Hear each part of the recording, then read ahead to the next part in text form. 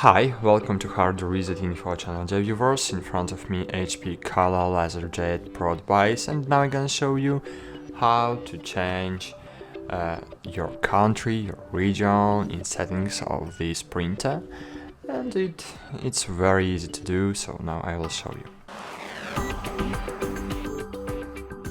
So firstly, open the control panel and open the settings on the left top corner of your screen. Then just choose preferences, scroll down and find here country and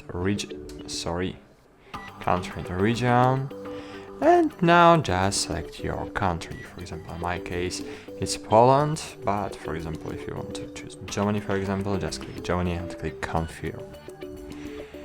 And great, as you can see, region was successfully changed. That's it. Thanks for watching, like this video, subscribe to our channel, and bye. See you.